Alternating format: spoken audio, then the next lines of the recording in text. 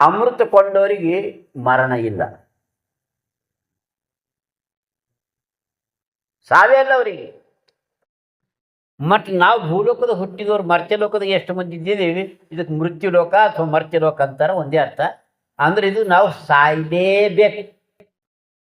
ಈ ಲೋಕದವರು ಭೂಲೋಕದವರು ಸಾಯಲೇಬೇಕು, ಅವ್ರಿಗೆ ಸಾವು ಇಲ್ಲ. ಇದು ಪಕ್ಕ ತಿಳ್ಕೊಳ್ಳಿ. ಇಷ್ಟಿದ್ದನು ಅವರು ಇಲ್ಲಿಗೆ ಯಾಕೆ ಬರ್ಬೇಕಂತ. ಅವರಿಗೇನು ಸ್ವರ್ಗದಾಗ ದಿವಸ ಅಮೃತ ಕುಡಿಸ್ತಾರೆ, ಅಮೃತ ಸಿಗ್ತದ. ಅಲ್ಲಿ ಒಂಬದು ಏಕಿದೂರು ಇವೆಲ್ಲ ಇಲ್ಲ ಅಲ್ಲಿ. ಒಮ್ಮ ನಾರದ ಮಹರ್ಷಿ ಸಂಚಾರ ಮಾಡ್ಕೊತ ಬಂದನಂತ.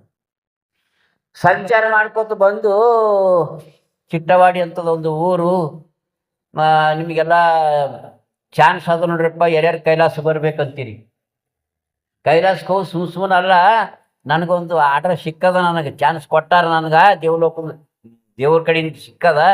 ಅದು ಎಲ್ಲರಿಗೂ ಹೋಗಕ್ಕೆ ಸಾಧ್ಯ ಇಲ್ಲ. ಯಜ್ಞ ಹೋಮ ಹವನ ಏನೇನೋ ಮಾಡಿದವ್ರಿಗೆ, ಪುಣ್ಯ ಗಳಿಸಿದವರಿಗೆ ಪ್ರವೇಶ ಇರ್ತದ.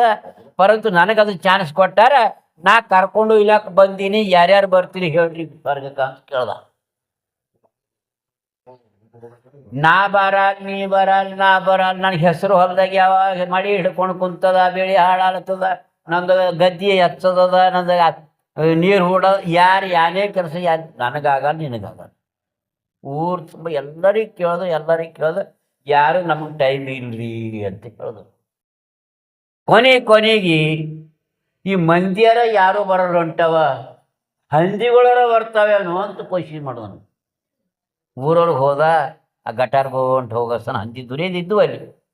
ಮತ್ತು ಈ ಊರಿಗಿನ ಮಂದಿಯಾರ ಯಾರು ಸ್ವರ್ಗಕ್ಕೆ ಬರ್ಲಕ್ಕೆ ತಯಾರಿಲ್ಲ, ಮತ್ತು ನೀವು ಬರ್ತಿರಿಲ್ಲ.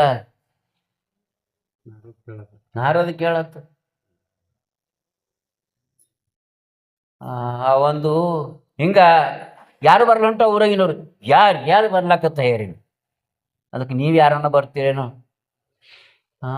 ನೋಡರಿ ಬರ್ಲಕ್ಕೆ ಬರ್ತದ ಖರೆ, ಮತ್ತು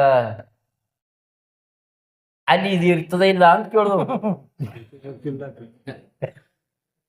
ಮುಂಜಾನೆ ಎದ್ದು ಗರಂ ಅಡಿಗೆ ತಯಾರಿರ್ತದ ನಮಗೆ. ಮುಂಜಾನೆ ಎದ್ದು ಗರಂ ಅಡಿಗೆ ಇರ್ತದ. ಇಂಥ ಸುಖ ಭೋಗ ನಮಗ ಇದ್ರೆ ಅಲ್ಲಿ ಬಿ ಆದ ಸಿಗದು. ಅಲ್ಲಿ ಇರ್ತದ ಅಂದ್ರೆ ನಾವು ಬರ್ತೇವೆ. ಛೇ ಇದ್ರ ಹೆಸರೇ ಐತಿ ಬೇಡ, ಅಲ್ಲಿ ಅಮೃತ ಕುಡಿತಾವ, ಆರಾಮ್ ಇರ್ತಾವ ಮಂದಿ ಅಲ್ಲಿ.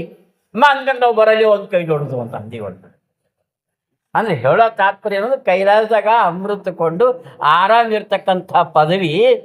ಆದ್ರೂ ಅವರು ಭೂಮಿಗೆ ಹುಟ್ಟಬೇಕಂತಾರೆ. ಯಾಕ ಅಂತ ಕೇಳಿದ್ರ ಇದು ಪ್ರಮಾಣವ. ಸ್ವರ್ಗಾಚಿ ಅಮರ ಇಚ್ಛಿತಾತಿ ಜೇವ, ಸಂತಾಚಿ ಸೇವಾ ಕರಾವಯ.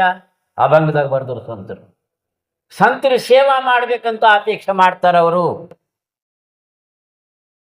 ಯಾಕಂತ ಕೇಳಿದ್ರೆ ಅವರಿಗೆ ಈ ಗುರುನಾಥನ ವಚನಾಮೃತ, ಸಂತರ ವಚನಾಮೃತ ಅವ್ರಿಗೆ ಬೇಕಾಗ್ಯದ. ಹಿಂದಕ್ಕೆ ಮನೆಯ ಕತೆ ಕೇಳಿರಬೇಕು.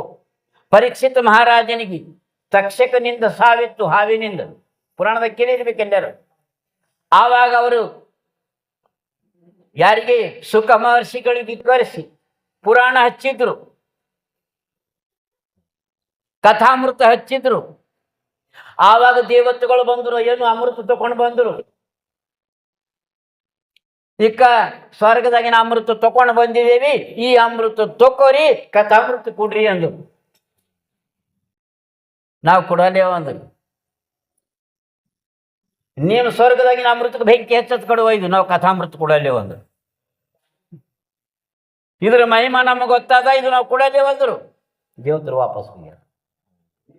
ಪುರಾಣದಾಗ ವರ್ಕು ಅಂದ್ರೆ ಏನು ಅರ್ಥ, ಅವ್ರ ಇದು ಭೂಲೋಕದಾಗ ಬಂದು ಸದ್ಗುರುನಾಥನಿಗೆ ಶರಣಾಗತನಾಗಿ, ಸಂತ ಮಹಾತ್ಮರಿಗೆ ಶರಣಾಗತರಾಗಿ ಅವರ ವಚನವನ್ನ, ಅಮೃತವನ್ನ, ಶ್ರೀ ಗುರು ವಚನದಿಂದ ಅಧಿಕ ಸುಧೆಯುಂಟೆ, ಗುರುನಾಥನ ವಾಣಿಕ್ಕಿಂತ ಹೆಚ್ಚಿನ ಅಮೃತ ಅದೇನು ಜಗತ್ತಿನಲ್ಲಿ?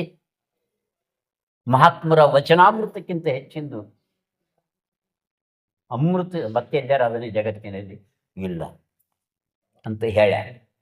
ಯಾಕೆ ಹಿಂಗಂತಾರೆ? ಅದೂ ಅಮೃತೆ, ಇದೂ ಅಮೃತೆ. ಇದು ಮಹಾತ್ಮರ ವಚನಾಮೃತ, ಅದು ಸ್ವರ್ಗದಾಗಿನ ಅಮೃತ. ಅಲ್ಲಿ ದೇವತ್ರಿಗೆ ಕುಡಿಲಾಕ ಕೊಡ್ತಾರೆ. ಇದು ಮಹಾತ್ಮರಿಂದ ಸಿಗ್ತದೆ. ಅದಕ್ಕೆ ಹೋಲಿಸಿ ನೋಡಿದ್ರೆ ಇದೇ ಶ್ರೇಷ್ಠ ಅಂತ ಹೇಳ್ಯಾರ. ಇದಕ್ಕಿಂತ ದೊಡ್ಡ ಅಮೃತ ಇಲ್ಲ. ಇದ್ರಾಗ ಏನೋ ಒಂದು ಗುಟ್ಟದ, ಅದು ಏನು ನಿಮಗೆ ಹೇಳತ್ತೀನಿ. ಏನು ಗುಟ್ಟದಂದ್ರೆ ಆ ಸ್ವರ್ಗದಾಗಿನ ಅಮೃತ ನಿಮಗ ಸಾಯಲಾರ್ದಂಗ ಮಾಡ್ತು. ಹೌದಲ್ಲ? ಅಮೃತ ಕೊಂಡವ ಸಾಯಲ್ಲ, ಆದ್ರೆ ಅವನು ಪುಣ್ಯ ಇರಸ್ತಾನ ಸ್ವರ್ಗದಾಗ. ಪುಣ್ಯ ಮಾಡಿದವರೇ ಸ್ವರ್ಗಕ್ಕೆ ಹೋಯ್ತಾರಲ್ಲ, ಪುಣ್ಯ ಮಾಡಿದವರೇ ಸ್ವರ್ಗಕ್ಕೆ ಹೋಯ್ತಾರೆ. ಅವ್ರ ಪುಣ್ಯ ಠೇವಿ ಎಷ್ಟು ದಿನ ಇರೋದು ಅಷ್ಟು ದಿನ ಅಲ್ಲಿ ಇಟ್ಕೋತಾರ, ಅಮೃತ ಕುಡಿಸ್ತಾ ಹೋಯ್ತಾರ. ನಿಮ್ದು ಪುಣ್ಯ ಎಂದು ಸಹಿತ ಒಂದಿಲ್ಲ ಒಂದು ದಿವಸ ಪುನಃ ಎನಿಗೆ ಕ್ಷೀಣೆ ಪುಣ್ಯಂ ಮರ್ತ್ಯಲೋಕಂ ವಿಶಂತಿ. ಶಾಸ್ತ್ರ ಹೇಳತ್ತದ, ಪುಣ್ಯ ಕ್ಷೀಣ ಆದ ಕೂಡಲೇ ಭೂಮಿಗೆ ಕೊಡ್ತಾರ, ಭೂಮಿಗೆ ಬರಲೇಬೇಕು. ಅಮೃತ ಸ್ವರ್ಗದಾಗಿನ ಅಮೃತ ಕೊಂಡ್ರ ಸಾಯಂಗಿಲ್ಲ, ಪರಂತು ಹುಟ್ಟುತ್ತಾನ. ಭೂಲೋಕದಾಗ ಹುಟ್ಟುತ್ತಾನ. ಮಾತಿನ ಮರ್ಮ ತಿಳ್ಕೊರಿ, ಲಕ್ಷ್ಯ ಕೊಡ್ರಿ ಮಾತಿಗೆ. ಸ್ವರ್ಗದಾಗಿನ ಅಮೃತ ಕೊಂಡವ ಸಾಯಂಗಿಲ್ಲ, ಪರಂತು ಹುಟ್ಟುತ್ತಾನ. ಗುರುನಾಥನ ವಚನಾಮೃತ ಕೊಂಡವ ಸಾಯ್ತಾನ, ಪುನಃ ಹುಟ್ಟಾನ.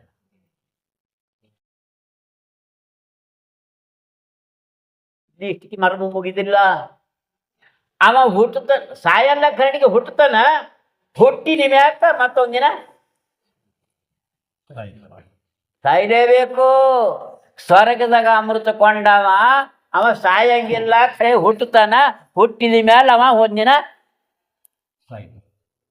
ಜಾತಸ್ಯ ಮರಣಂ ಧ್ರುವಂ.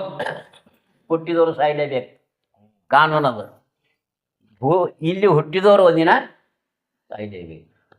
ಅಲ್ಲಿ ಸಾಯ್ಲಾರ್ದಂಗ ಆಗಿದವ ಹುಟ್ಟುತ್ತಾನ. ಹುಟ್ಟಿ ಮತ್ತೆ ಸಾವಿನ ಬಾಯಿದಾಗ ಬಿಡ್ತಾನೆ. ಯಾರು? ಸ್ವರ್ಗದಲ್ಲಿ.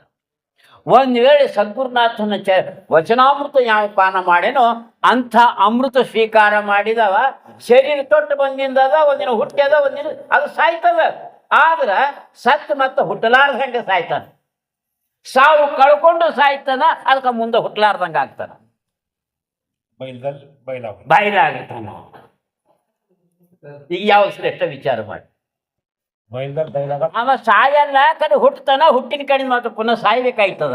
ಇವ ಒಂದಿನ ಹುಟ್ಟಿದ ಕಡೆಯಿಂದ ಸಾಯ್ತಾನ, ಗುರುವಿನ ಜ್ಞಾನ ಪಡೆದ. ಆದ್ರೆ ಹೆಂಗಾಗಿ ಸಾಯ್ತಾನ ಅಂದ್ರೆ ಸಾವು ಕಳ್ಕೊಂಡು ಸಾಯ್ತಾನ, ಮುಂದೆ ಹುಟ್ಟಲಾರ್ದಂಗ ಆಗಿ ಸಾಯ್ತಾನ. ಮುಂದೆ ಹುಟ್ಟು ಇಲ್ಲಿ ತಾತ್ಪರ್ಯ ಭೂಮಿ ಮೇಲೆ ಹುಟ್ಟೋರಿಗೆ ಎಲ್ಲ. ಅದಕ್ಕೆ ಬಸವಣ್ಣವರು ಏನು ಹೇಳಿದ್ರು ಅಂತ ಕೇಳಿದ್ರೆ, ಮರ್ತ್ಯಲೋಕವೆಂಬುದು ಕರ್ತಾರನ ಕಮ್ಮಟವಯ್ಯ. ಇಲ್ಲಿ ಸಲ್ಲುವರು ಅಲ್ಲಿ ಸಲ್ಲರು, ಇಲ್ಲಿ ಸಲ್ಲದವರು ಎಲ್ಲಿಯೂ ಸಲ್ಲರು ಕೂಡಲ ಸಂಗಮದಿ. ಅದಕ್ಕೆ ಈ ಮಾನವ ಶರೀರ ಹಿಂಗದ. ಅದಕ್ಕೆ ಏನಿದ್ರು ಅವರು, ಕೂಡಲ ಸಂಗಮ ದೇವರನ್ನು ಒಲಿಸಲು ಬಂದ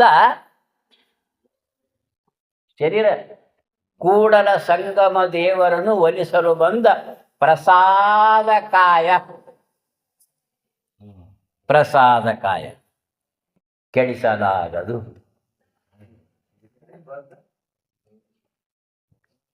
ಪರಮಾತ್ಮ ಇದನ್ನ ನಮಗ ಪ್ರಸಾದ ರೂಪವಾಗಿ ಕೊಟ್ಟನ. ಈ ಶರೀರ ಇದು ಕೆಡಿಸಿಬ್ಯಾಡ್ರಿ, ಒಲಿಸಲು ಬಂದ ಪ್ರಸಾದ. ಭಗವಂತನೇ ಕೊಟ್ಟಾನ. ಎದಕ್ಕೆ ಕೊಟ್ಟನ? ಅವನಿಗೆ ಒಲಿಸ್ಕೊಳಕ್ ಕೊಟ್ಟಾನ.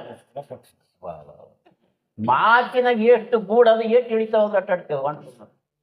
ಅವನಿಗೆ ಒಲಿಸ್ಕೊಳಕ್ ಅವನೇ ಈ ಶರೀರ ಕೊಟ್ಟನ ಪ್ರಸಾದಕಾಯ.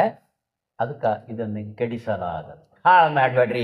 ಕುಡಿಲಾರ್ದು ಕುಡಿಲಕ್ಕೆ ಹೋಗಬೇಡ್ರಿ, ತಿನ್ನಲಾರ್ದು ತಿನ್ಲಕ್ಕೆ ಹೋಗಬೇಡ್ರಿ, ಮಾಡಲಾರ್ದು ಮಾಡ್ಲಕ್ಕೆ ಹೋಗಬೇಡ್ರಿ, ನೋಡ್ಲಾರ್ದು ನೋಡ್ಲಕ್ಕೆ ಹೋಗ್ಬೇಡ್ರಿ. ಜಗತ್ತಿನಾಗ ಏನು ಮಾಡ್ಲಕ್ಕೆ ಶರೀರ ಬಂದದು ಅದು ಮಾಡ್ರಿ, ಏನು ಕೇಳಕ್ಕೆ ಬಂದದು ಶರೀರ ಅದಕ್ಕಾಗಿ ಅದೇ ಕೇಳ್ರಿ, ಏನು ಮಾಡಬೇಕಾಗೋ ಅದೇ ಮಾಡಿ, ಏನಾಗಬೇಕು ಅದು ಆಗಿ ಧನ್ಯರಾಗ್ರಿ ಅಂತ ಬಸವಣ್ಣನ ಸಂದೇಶದ ಹಾಳು ಮಾಡಬೇಡ್ರಿ.